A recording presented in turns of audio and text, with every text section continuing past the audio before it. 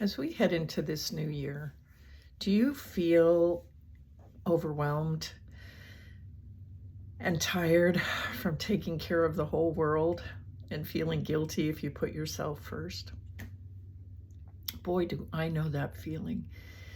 And I'm recording this video because I want to help you with some ideas that might help change that, or myths that we've been believing that aren't really true.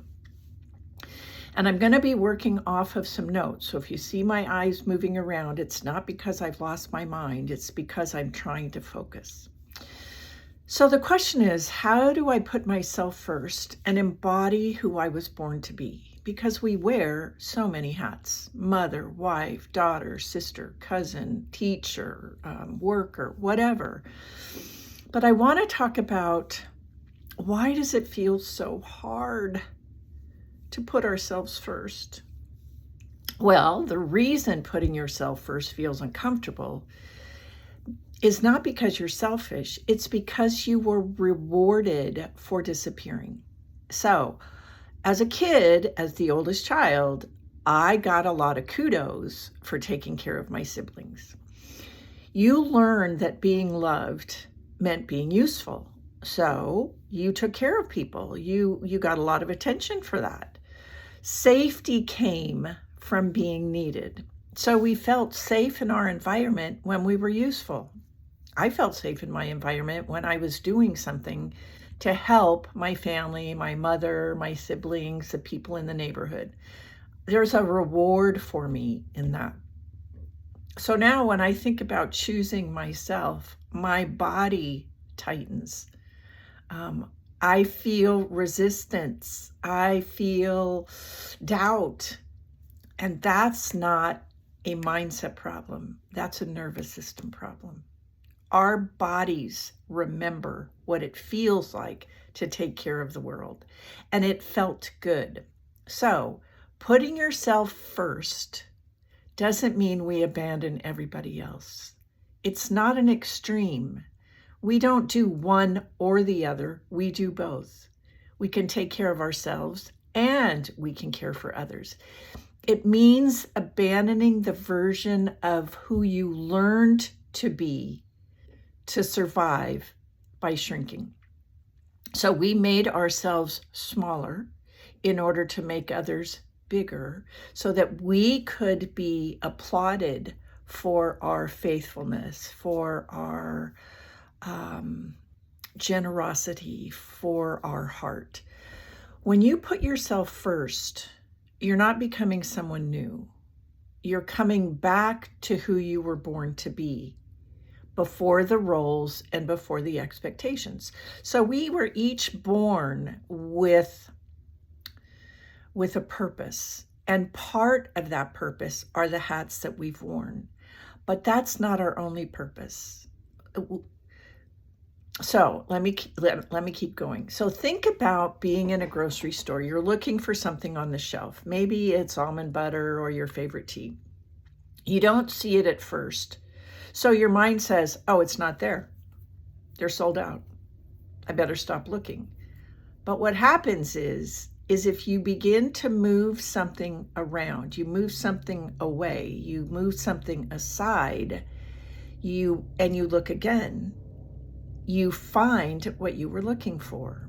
So when I go to the grocery store and I'm looking for a specific kind of bread for Joe, if I look down where it usually is and I don't see it, I'm like, oh, it's not there. But if I look further, if I look deeper, if I move something, I generally can find it. So it was never gone. It was just buried. That's your identity. That's your desire. That's your voice. You didn't lose yourself. You just have been stacked behind everyone else's needs for so long that you forgot where to look. So it's about that part of us that knows she's still there, but where did she go? And then when we go to find her, the good girl in us is like, oh, you're not being good. You're not being a good person when when you think about you before you think about everybody else that needs something, especially when you're a mom. That always gets in the way. So you can't think your way back to yourself. I've always thought, oh, I'll just use affirmations. Affirmations will work. Well, affirmations don't always work for me. So you can't think your way back to yourself. You have to feel your way back to yourself. And we were taught to think it out, think things through. And we disregarded what our body was saying. Your body remembers who you are, even when your mind doubts it. So I remember years ago, I'm a deep thinker, and people would say, oh, why don't you just, be happy and positive? Well, okay, so what does that look like? Does happy and positive look like eating a Tootsie Pop? Because that makes me fun and playful? No, my body was carrying things that my mind didn't recognize. So the tightness when you say yes, but mean no. When you lean into somebody and you say yes because you feel guilty if you say no, how your body sort of tightens up. The heaviness when you keep going past your limit. That feeling in your body when you keep pushing and pushing and pushing. That's information. Embodiment is listening before you override yourself. Your body is trying to tell you something. And instead, we go into our minds and try to figure it out. We're not going to figure it out in our minds. We've got to do more than that. So a simple practice is I want to offer you something simple. Today, I want you to notice where you usually push past yourself and pause and ask, what do I need right now? Not to be better, but to be honest. Then let your answer be small. Rest. Speak up.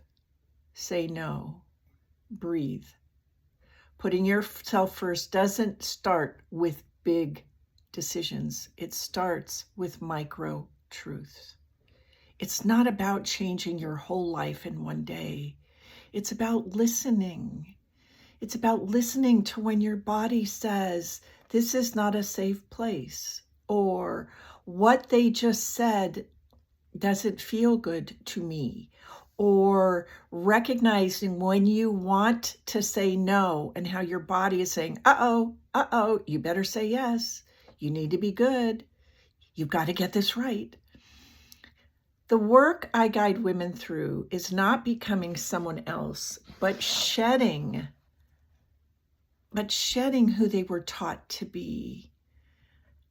We carry things that don't belong to us. We carry guilt that belongs to our parents or that belongs to our spouse. We've been shamed when we haven't done the things that they've wanted us to do. And so we really want to do things right. We really want to be the woman God made us to be. But he didn't make us to be a doormat. And he didn't make us to sacrifice our emotional, spiritual, and personal health in order to take care of the world. And so many of us end up on burnout, resentful and angry and frustrated, and we're still trying to give to others from a place that's not honest and pure. So if you're in transition from a role, a relationship, a job, an old identity, you don't need more pressure. You need a place to come back to yourself. You need to listen to yourself. If this resonates, I invite you to take a next step with me. We will do this slowly, safely, and in your body. So putting yourself feels natural again. You're not behind. You're right on time. So I invite you to book a solution call with me. It's a 45-minute free call. We will outline some places where your lack of self-care is affecting other areas of your life. Maybe it's your relationship with your husband or your children or your parents. But when we don't allow ourselves the time to take care of ourselves, it moves out over everything. And my goal is to help you find those areas that need attention and help you get back on track. Sending you lots of love. Have a great day. Bye.